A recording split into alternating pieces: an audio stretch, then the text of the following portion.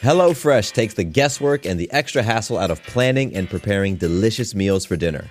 America's #1 meal kit, HelloFresh gives you over 40 recipes to choose from each week. And then your farm-fresh, pre-portioned seasonal ingredients arrive at your doorstep with simple instructions to help you feel like the master chef of your kitchen. And did you know that HelloFresh is cheaper than grocery shopping and 25% less expensive than takeout? HelloFresh has been an awesome addition to our household's dinner routine. We all get involved and cook together, following the pictured step-by-step instructions. It's a fun quality time and the meals are delicious. Give it a try and see for yourself. Go to HelloFresh.com/50havingitall and use code 50havingitall for 50% off plus free shipping. Again, to get 50% off plus free shipping, go to HelloFresh.com/50havingitall and use code 50havingitall. As a major research institution, Arizona State University offers the most online bachelor's degree programs, along with world-class faculty and dedicated support. Discover why ASU is ranked #1 in innovation for 9 consecutive years. Tap to learn more. Welcome to the Having It All podcast, the show about what it takes to live an abundant, loving life. My name is Matthew Bivens, and each week I'm helping you get out of your head so that you can truly have it all. Let's do it.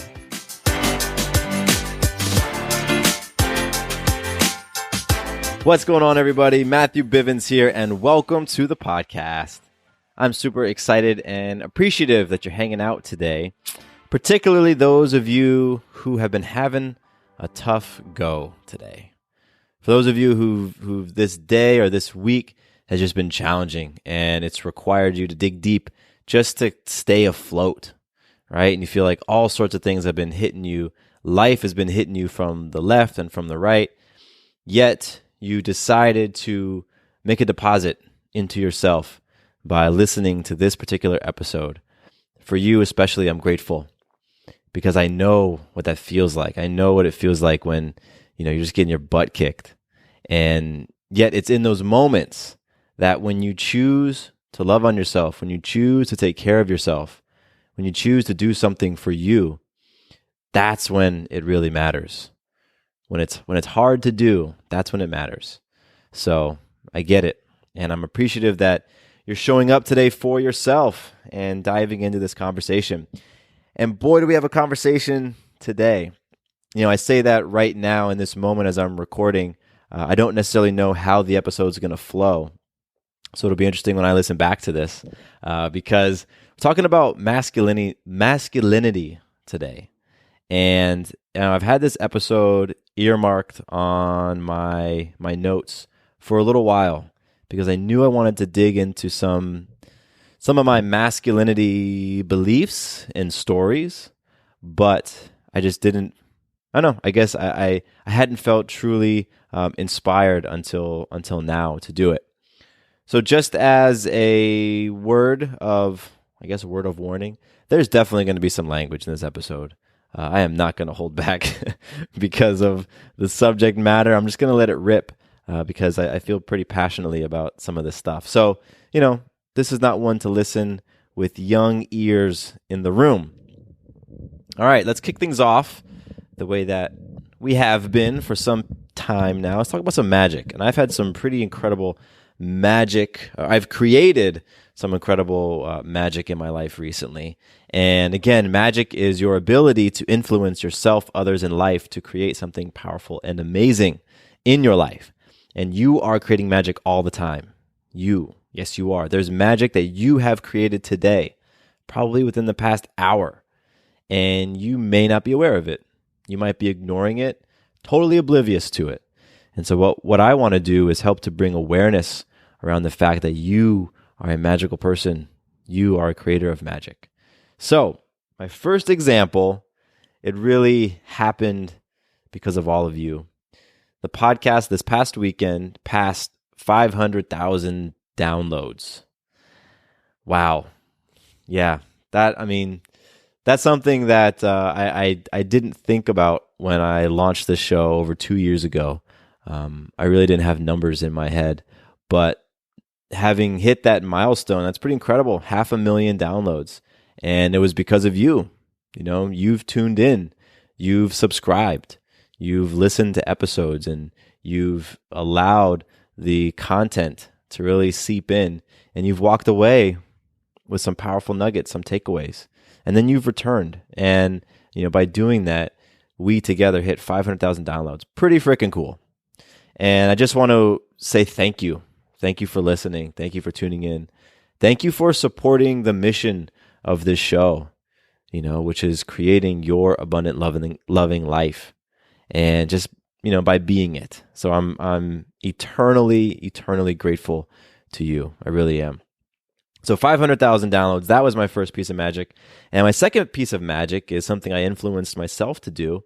The past 30 days, I gave myself a little fitness challenge, and that 30 days ended yesterday. And so what I was doing is I was doing 100 squats, 75 push-ups, and 25 pull-ups every day for 30 days. And what sort of the inspiration behind that was that I have this pull-up bar in my house. And, I use this fitness app and to track different habits and really to instill some new habits in me. And working out and exercise, physical exercise is on there. And so I go to a gym twice a week, but I also have some home exercises that I am playing for to do a number of times each week. And I just found that I wasn't doing them. And because I wasn't doing them, I started to create this unhealthy relationship to my pull-up bar. Whenever I'd see it, I would judge myself for not having used it in a while. So I wanted to shift that. And I thought, what a better way to shift that than for me to commit to doing something with the pull-up bar, with my body every day. So it was a really cool 30 days. Some days it was much easier for me to knock them out than others. Always mentally. Physically, those reps, I've got those reps, but it was always the mental practice of just doing it, committing the 10 minutes to just knock them out. And some days I knocked them out first thing in the morning, and other days I waited till, midnight, just before midnight, and I got them in. But I didn't miss a day, and I learned a lot. I learned a lot about myself, and what was really great about it, I think one of my biggest takeaways was building of my own sense of personal trust in myself.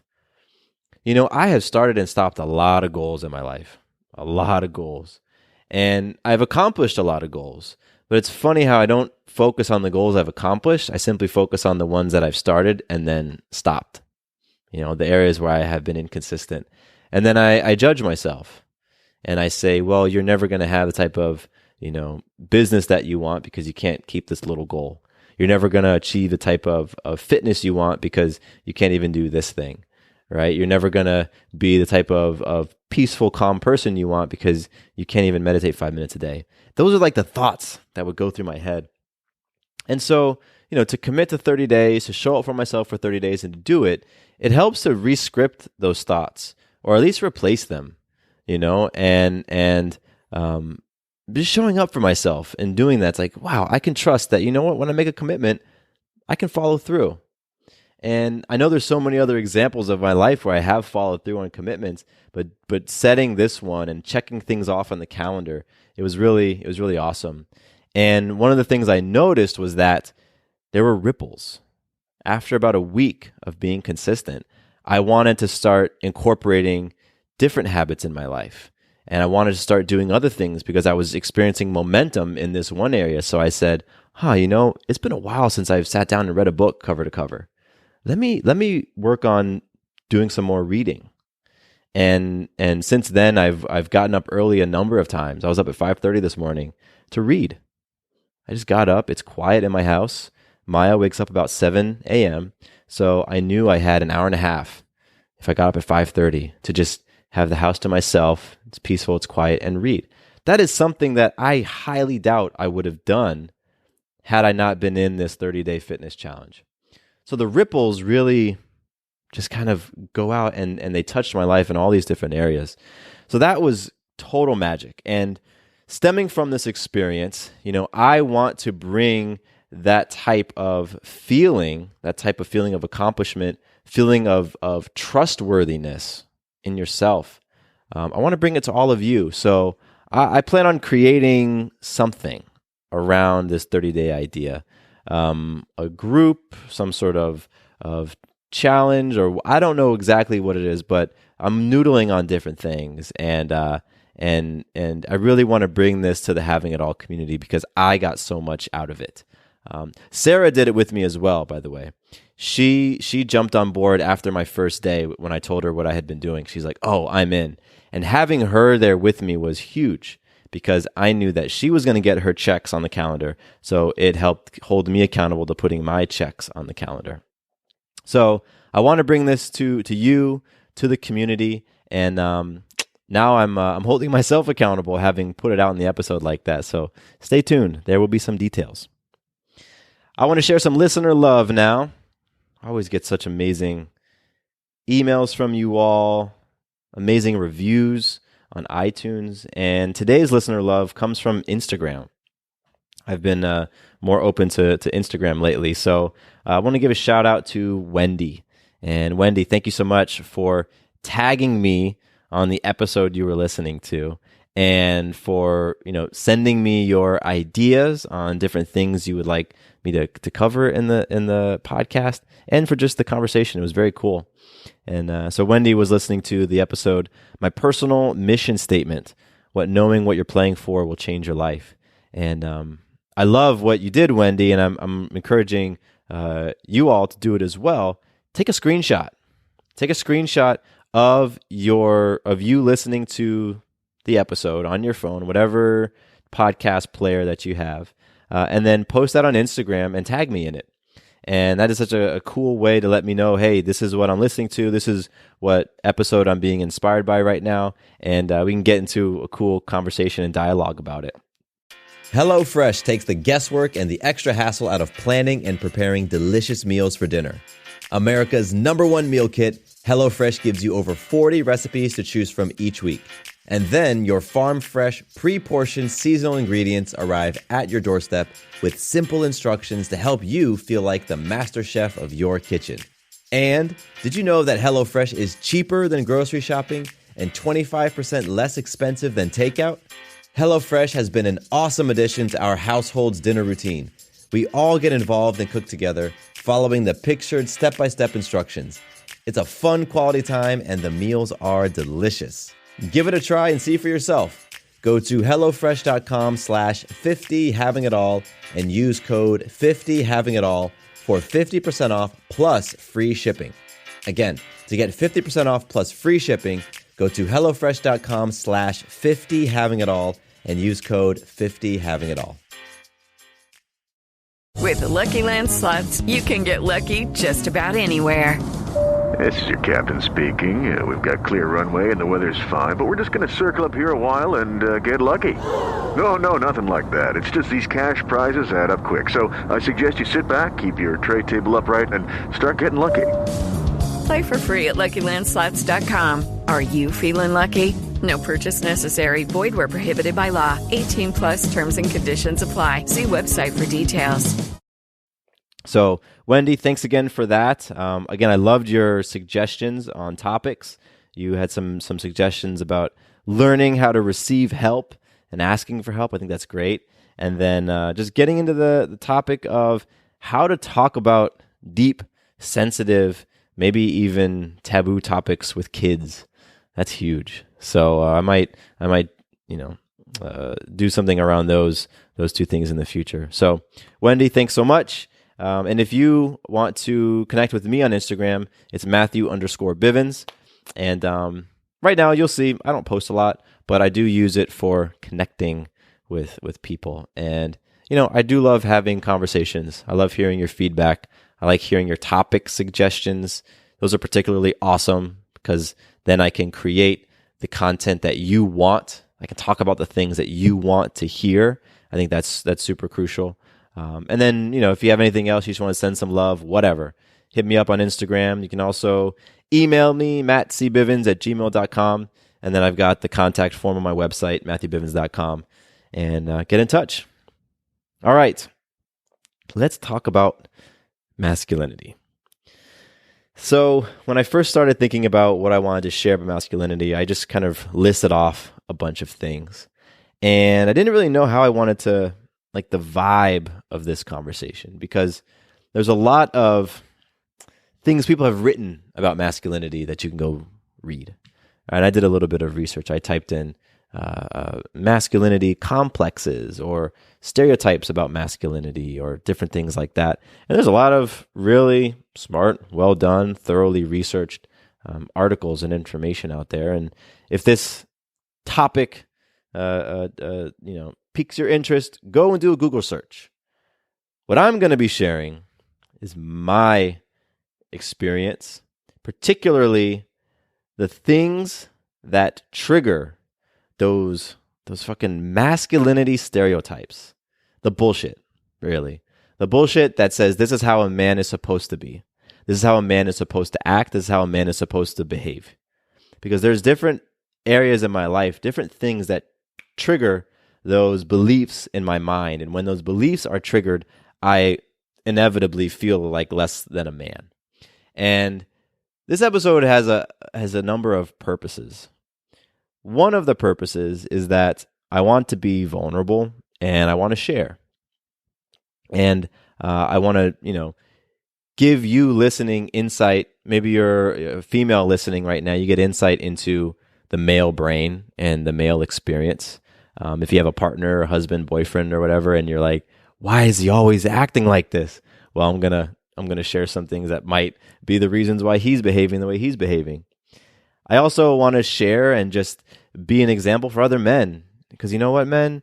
We have been taught that sharing emotions is weak. We have been taught and conditioned that, real men are stoic. We're strong and we're stoic and we talk like this and all of that shit. Yet those same real men who think and act and behave that way, their experience of life is greatly diminished, particularly when the way they handle emotions and stress show up in terms of things like heart attack, in terms of their health failing, in terms of their relationship failing. Those are some of the byproducts of being that person who denies a huge aspect of themselves, which is our emotions. And the final reason that I'm interested in talking about this stuff is very personal. I want to release this shit. I'm done. I don't want to have these triggers anymore. I don't want to feel this way anymore, because there's nothing empowering about it. There's nothing healing about it. There's nothing loving about some of the stuff that comes up within me. And so I'm going to release it today. A lot of this stuff I haven't talked about. I haven't shared with Sarah. I haven't shared with friends, right? Because, God forbid you open up in front of a group of guys, right? So I haven't shared a lot of these things. I'm just ready to let go of them. There's a lot of cool ass things I want to create and experience in my life. And some of these triggers and stereotypes and beliefs and all of that absolutely diminish and dampen my life experience, my perspective on things. So that's why I'm sharing today. All right, let's get into some of this. I made a list. I have 7 things. I'm sure more stuff's going to come up as I go through this list. But here are some of the things that when I experience them, when I hear them, it triggers this sense of, Matthew, you are not a man. The first one is around money. First one is when Sarah generates more money than me in any given month. I, like a lot of dudes out there, I imagine, just have this belief that the male is the breadwinner, and that if I am not bringing home more money more consistently than my partner, then I'm fucking up. I'm not pushing it. I'm not grinding. I'm not hustling. I'm not, doing whatever I need. I'm not forcing my way into business meetings and conversations and selling and whatever. And I'm just not showing up powerfully as a man if she's out earning me. And since both Sarah and I are entrepreneurs and we work from home, and our businesses are irregular income, meaning they ebb and they flow, right? Some months, the amount of income she generates or clients that she attracts and things she creates is super high and through the roof and amazing. And mine may not be there that month, right? And then when I go and do our numbers, because we do our budget every week and we look at the numbers, and I see right in our spreadsheet how much Sarah brought in and through what means, and how much I brought in and through what means. And when I add all that stuff up, and I'm like, fuck, she's bringing in twice as much money as me. It just triggers all of that crap, all of that stuff about the man is supposed to make more money. I am ready to release that. I married an incredibly powerful, intelligent, confident, capable, badass goddess. And when you're rolling with the amount of energy and purpose that she is, you create stuff, right? When you have that sense of personal value and worth, you attract things to you. So there should be no reason why I wouldn't want her to just open up, surrender all of her stuff, and just allow the world's abundance, allow the universal abundance to just flow to her. That's truly what I want. And then what blocks sometimes me being so appreciative of her and grateful of her and in awe of her and supportive are those dumb bullshit thoughts of, wow, look how much she's making, look how much you're not. I'm releasing it. Peace. You're out of here. The second thing that triggers some of my masculinity stereotypes is not having that action figure physique, not having that Instagram physique. Everybody knows what I'm talking about, right? That perfectly chiseled body, right? That tan, like hairless or whatever. I don't know. Action figures are hairless, but that like cover of the Men's Health magazine physique. There we go. That's the one. And if you don't have that, you aren't a true man. This one goes a little bit deeper, I imagine, because it's like, if you don't have that, you're not a true man, and your partner is probably wanting that. So they're not getting from you the type of masculinity traits that they truly want. And then it goes deeper and deeper and deeper. But that is absolutely, for most of my life, I'd say since I was in middle school, that was the first time I remember receiving feedback about my body. Somebody said, "Oh my gosh, you have such skinny ankles." I can remember that, man. I can remember what the girl looked like. I don't remember her name at all. I know where I was. We were in like the gym, and we were doing something on the ground, like on yoga mats or something. And I stood up and I like stepped over her leg and went to walk out of the space. And she said, "Oh my gosh, you have such skinny ankles." And like that shit stuck with me. And so from that moment on, I was too skinny. I was too small, right? I was not enough. And I think it may have even been the same girl or another group of girls one time came to me and said, "Man, I wish you were taller. I wish you were a little bit, older looking. Do you have an older brother?" Right? Those little moments. But that stuck with me to where I am today, and I'll be flipping through, Instagram or whatever thing, or flipping through a magazine, and you see that action figure physique, that cover of Men's Health magazine physique, and I'm like, fuck, I don't have that. Since I don't look like that, I'm just not showing up powerfully as a man. And it just like hits me in that place. And I know that's complete bullshit. I know that like I am sitting here judging this person and seeing one trait of them and assuming that everything else in their life is so beautiful and golden and perfect and aligned, and that all of this stuff, because they have this one trait, that I feel a little bit of envy about. And I know that's total bullshit. But it's so interesting when something triggers you and it takes you back into that state of lack, that place of fear, that place of judgment.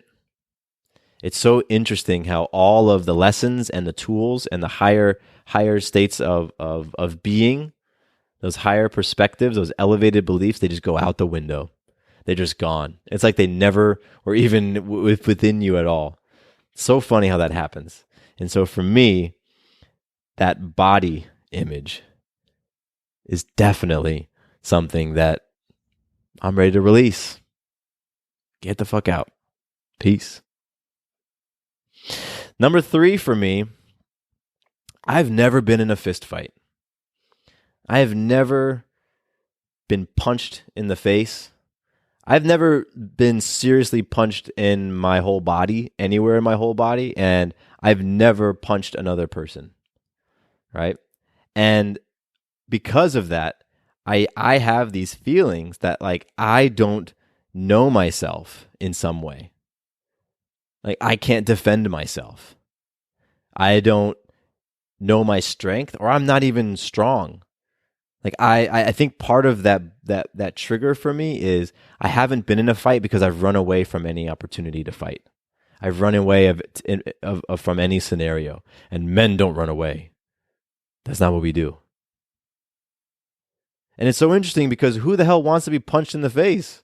Like, I'm sure anybody who's been punched in the face didn't enjoy the experience. And here I am, some part of me really wants to be punched in the face. Like, I really envy those people who've been in fights because in my mind, I'm saying, well, at least they know something about themselves.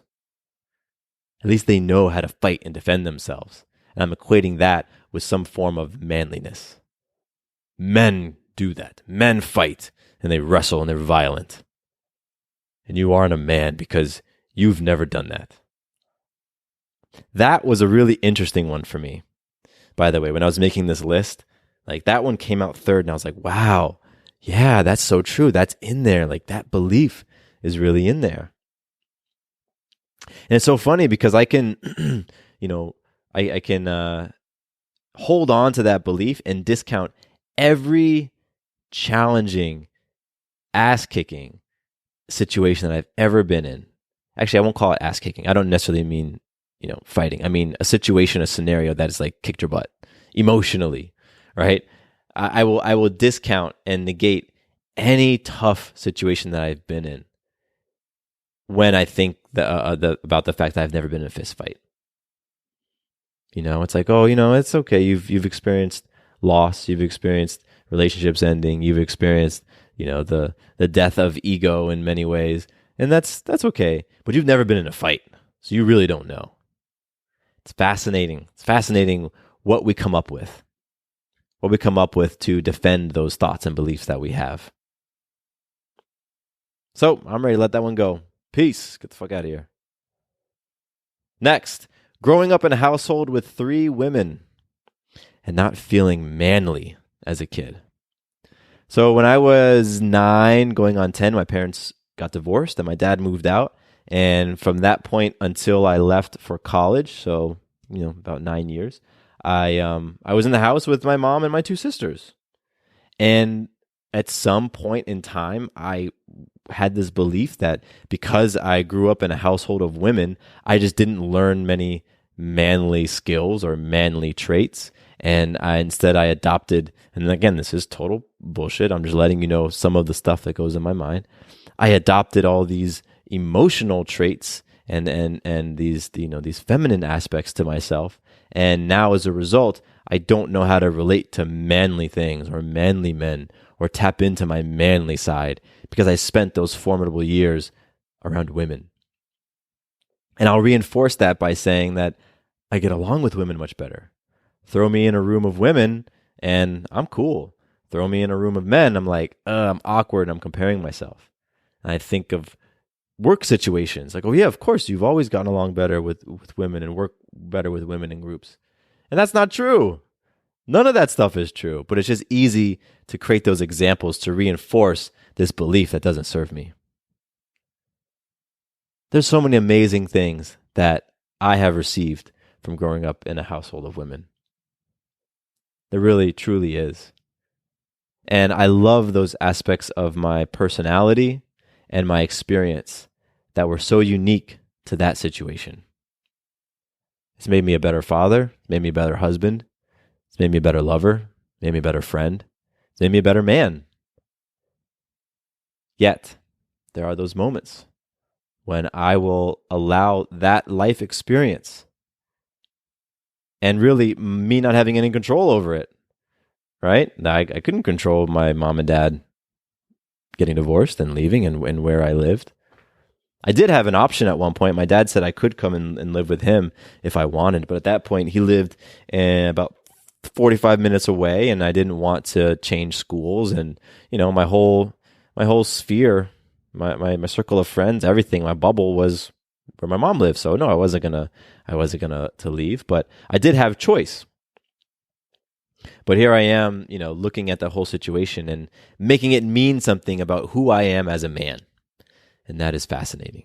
I'm sure there's plenty manly men who I may have idolized at one time who grew up in a household of women. Maybe I'll look at somebody like, I don't know, like a Vin Diesel and be like, oh, look at this guy. He's, bald-headed and muscles and works on cars. He's the epitome of man. And who knows, maybe he grew up in a household with like 12 sisters, right? But I just focus on the things that help to bolster my argument about myself. So, peace. Get out of here. I'm done with that stuff.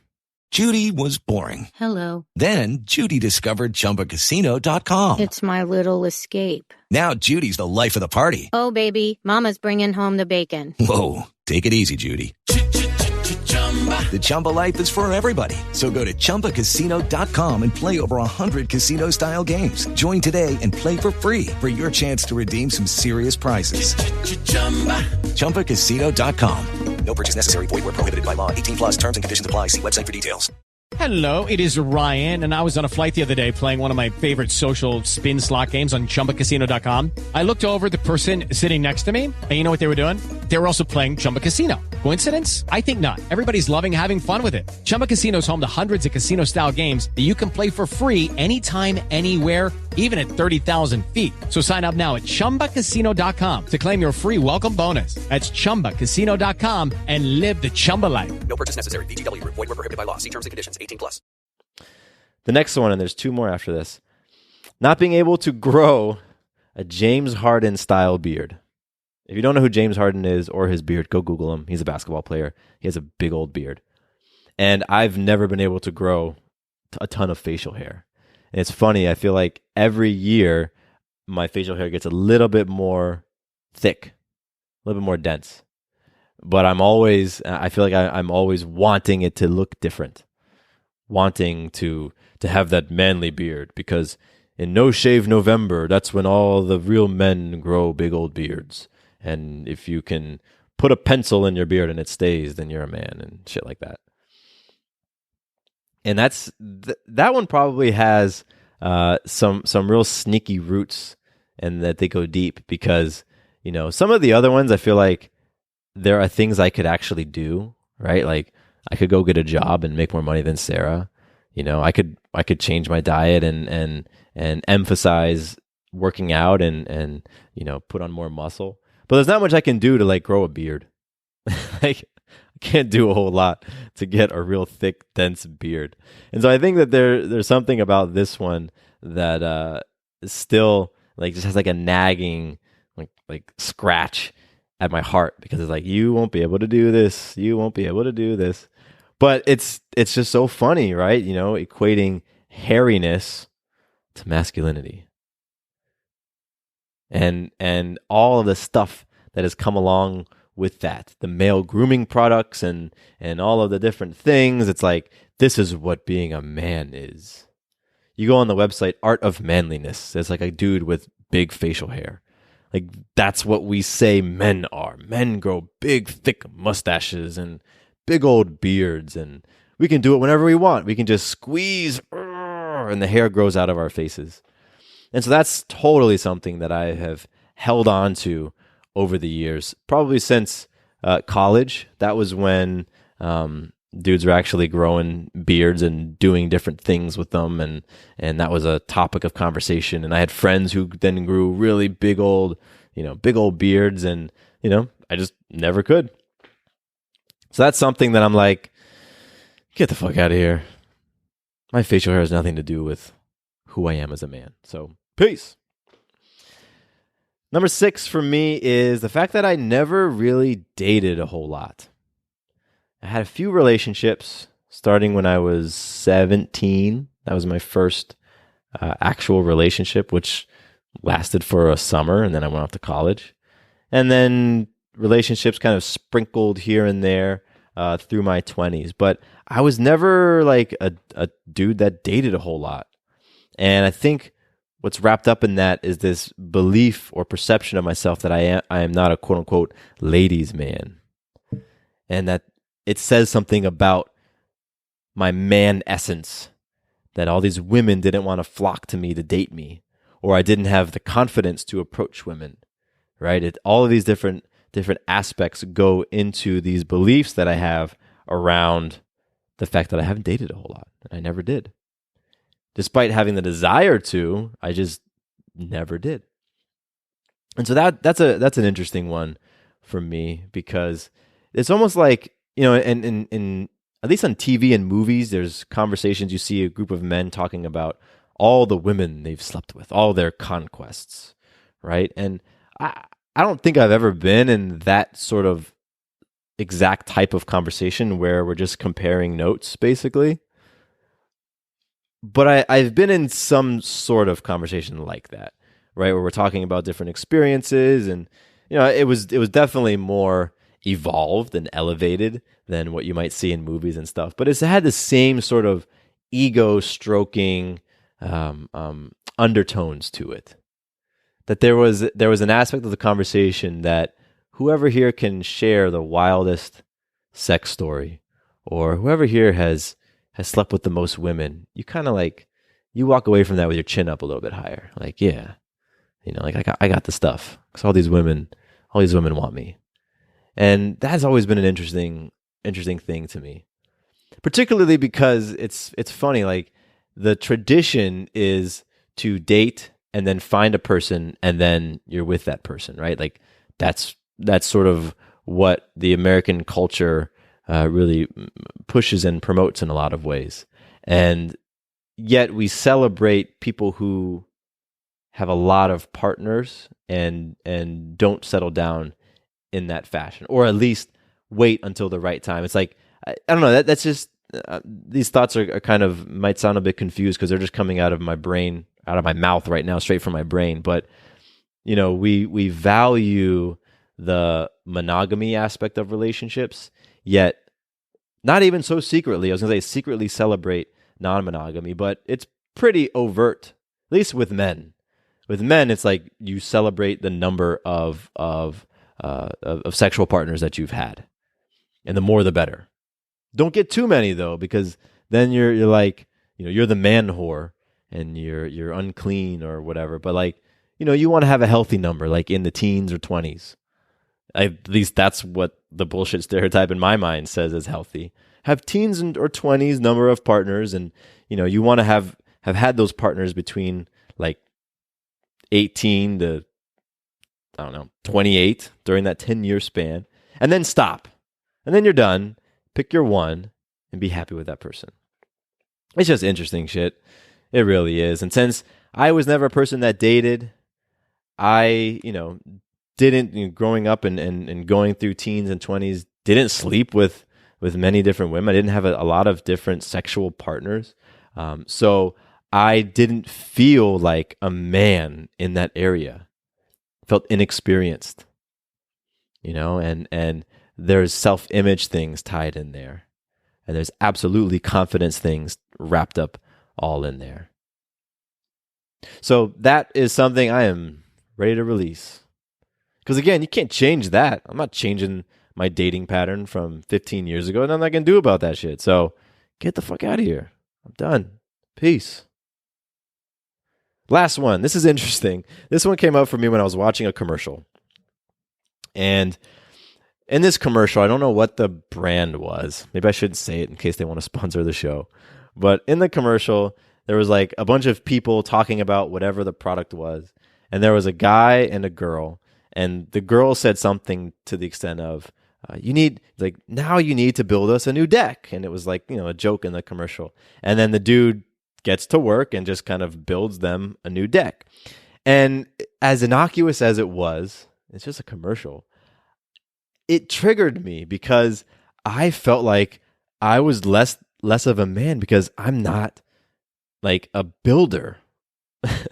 I've grown in my ability in my handiness over the years. But like, if you asked me, hey Matthew, I need you to go and build a fence right now, and just like a 10-foot fence, that's it. I'd be like, I don't know how the fuck to build a fence, so let me go on Google and try to figure this out, and I'd probably build a pretty shitty fence. And there's a part of me that believes that men do that. Men work with their hands. A man knows how to diagnose the noise his car is making, and we'll get under there and we'll fix it. He'll go to, the auto store and he'll be like, yeah, I need this, this, and this, and give me this tool, and I need 4 quarts of that. And they take it home and they just like bang on shit and the car's fixed, right? Or they need to build a new deck. And so they go to Home Depot and they say, give me 5 lengths of this and 14 pieces of this. And then they go home, and in a fucking weekend, they've built a deck, and then they bring all their friends over, and their friends are like, oh my God, you built a deck. And all the girls are like, oh my God, you built a deck. It's that type of shit that was triggered within me when I saw that commercial. It's fascinating. It's fascinating. And, there has been a part of me over the past few years that has recognized that in the work that I do, I spend a lot of time on the computer, spend a lot of time behind the recording mic, I spend a lot of time one-on-one working with people. And I did recognize for myself that I wanted to spend more time working with my hands and just doing things. And when I started to follow those impulses, there absolutely was a part of me that was like, that felt that little manly boost because I was getting out and doing things in my yard, for example.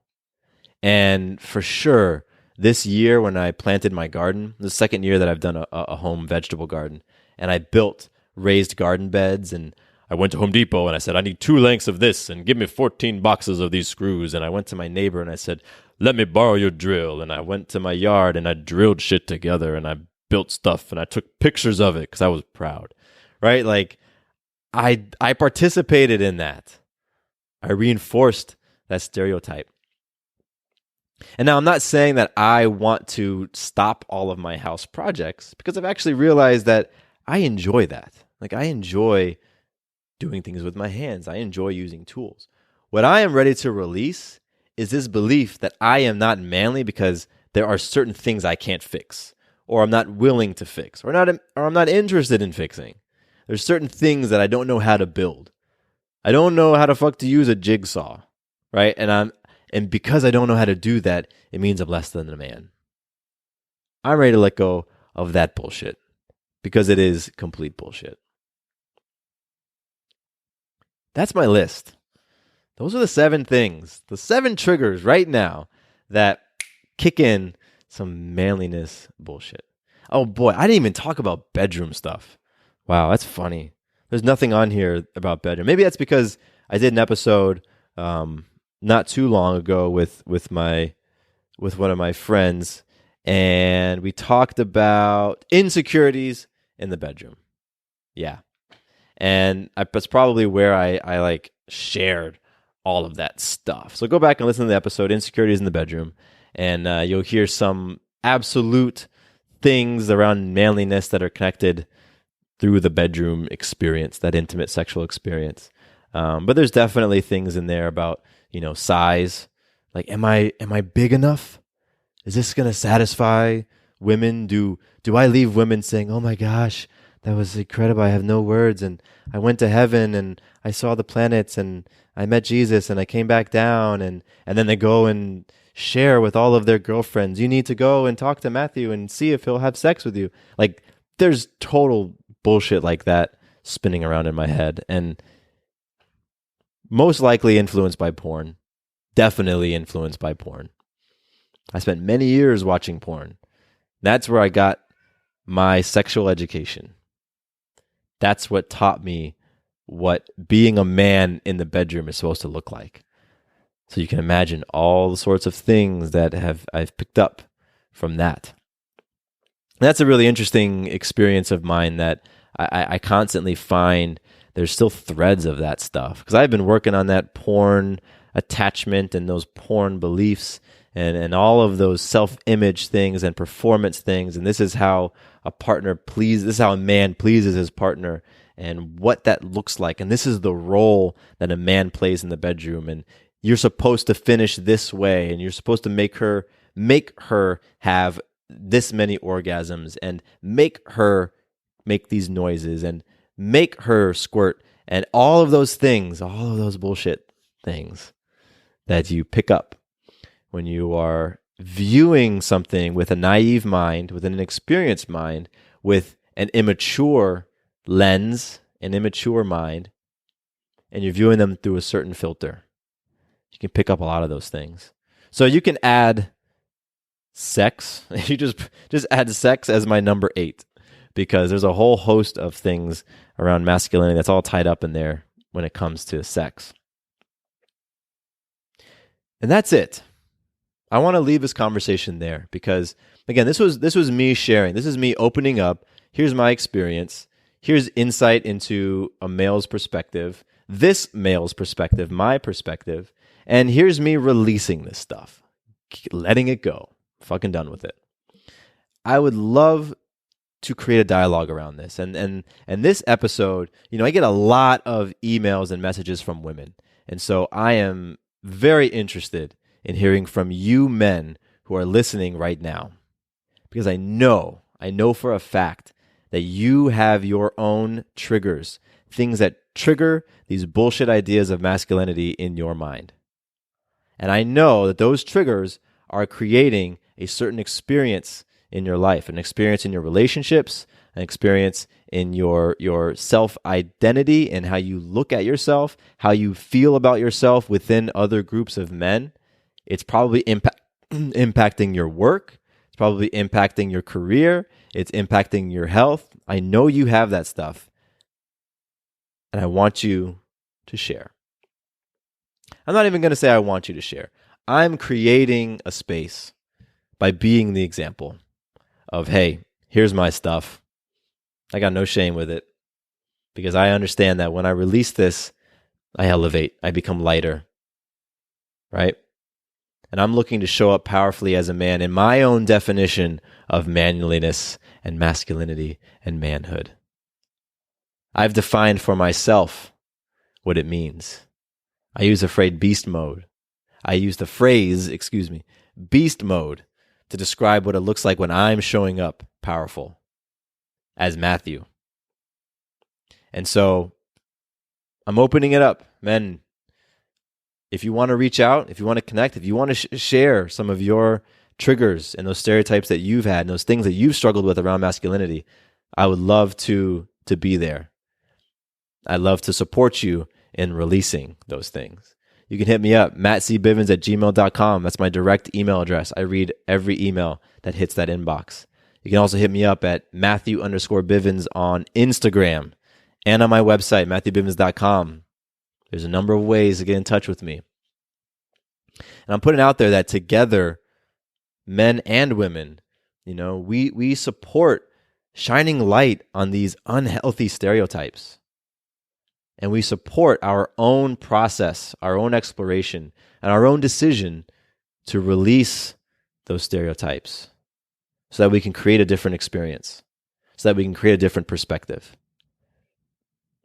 Because not only am I walking through life carrying these stereotypes and carrying these beliefs for myself, and it's impacting me, but it's impacting my daughter.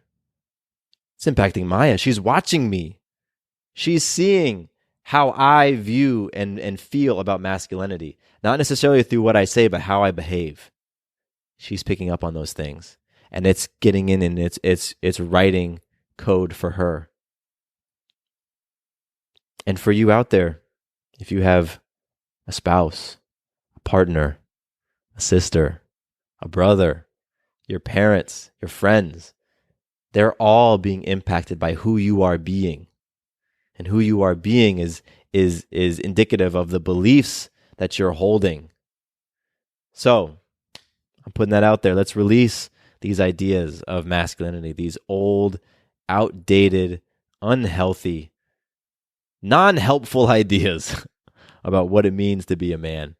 And let's adopt new, powerful, loving, caring, connected, emotional, true beliefs about what being a man is. That's what I'm up to. That's what I'm playing for. And I'm holding the space for you as well. So that's it for me. My name is Matthew Bivens.